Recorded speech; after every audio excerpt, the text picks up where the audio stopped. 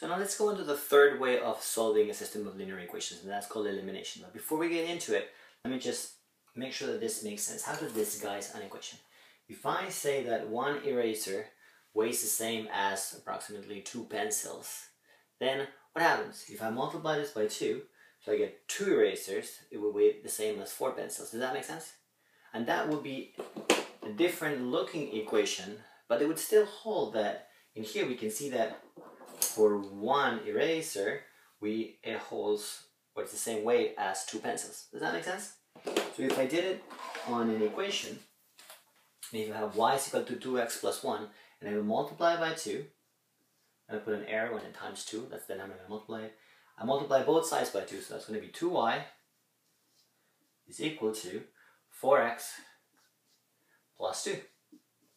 Makes sense, right?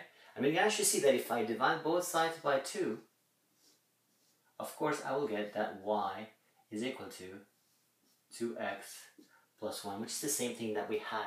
So 2y equals 4x plus 2 is the same as y is equal to 2x plus 1. So if I was to graph this or graph that, I'll get exactly the same line. So it's kind of like disguising the equation, but we have the same, exactly the same relation. So what can we do here? If I have 2x minus 3y is equal to 12, if I multiply it by 5, and I just chose 5 because I thought of 5, then I get that it's going to be 10x minus 3y minus 15y, and then 12 times 5 is 60. So therefore, this 2x minus 3y equals 12 is actually the same line as 10x minus 15y minus 60. And here I worked it out to y is equal to mx plus b. I'm going to do the same thing here just to make sure it's right. Minus 15y is equal to 60. Take away 10x minus 10x. And now we'll divide both sides by negative 15 to get rid of that negative 15. And it has to be negative to get rid of that. And that's y is equal to 60 divided by minus 15, that's going to be negative 4.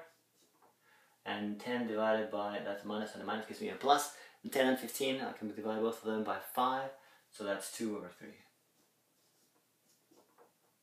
And as you can see, that equation is exactly the same as this equation. So one more time, I'm going to disguise the equation in the fact that 2x minus 3y is equal to 12 is actually the same as 10x minus 15y is equal to 60. Okay, how is that convenient for us? Well, I'll show you first one very convenient thing, and that's how to get rid of fractions and how to get rid of decimals. So if I have an equation that says y is equal to 1/2 x plus 3, the number that's bothering me is that 2. This fraction is just the number on top that multiplies and the number on the bottom that divides. The one that divides is the one that actually makes it a fraction. This is also a fraction. It's 3 divided by 1, but the 1 doesn't bother me. So I want to get rid of that 2. So I'm going to multiply the whole thing by 2. I'm going to multiply by 2. And I'm going to get 2y is equal to 1/2 times 2 is just 1. So it's just x plus 6. Because 3 times 2 is 6. And now I can deal with 2y is equal to x plus 6, knowing that I'm actually dealing with this, but I got rid of the fraction, so it's a little easier. Okay, so how is a little bit more complicated one?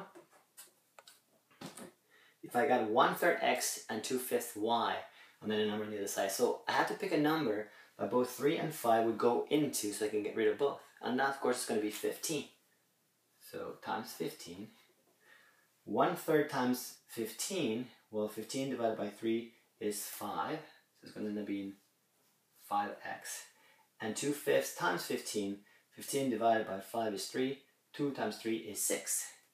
So plus 6y is equal to 2 times 15 is 30. And I look at that equation. 5x plus 6y is equal to 30 is a lot easier to deal with than 1/3 x plus 2/5 y equals 2. Now, I can deal with this, it's fine, but it's going to be a lot easier to deal with this. And lastly, how to get rid of decimals. 1.3x plus 2.11y is equal to 10. Okay, I have one decimal here and 2 decimals here. To get rid of 2 decimals, I will need to multiply by 100. To get rid of 1 decimal, I need to multiply by 10. So I'm just going to pick always the bigger one, so the more decimals. So I'm going to multiply it by 100. And I'm going to get 1.3 times 100. It's going to be 1, move the decimal twice, 1, 2, 130x. 2.11, move the decimal place twice, that's going to be 211. And 10 times 100, I'll just add 2 zeros, so it's going to be 1,000. And there you have it. 130x plus 211 is equal to 1,000. Bigger numbers, but I got rid of those decimals.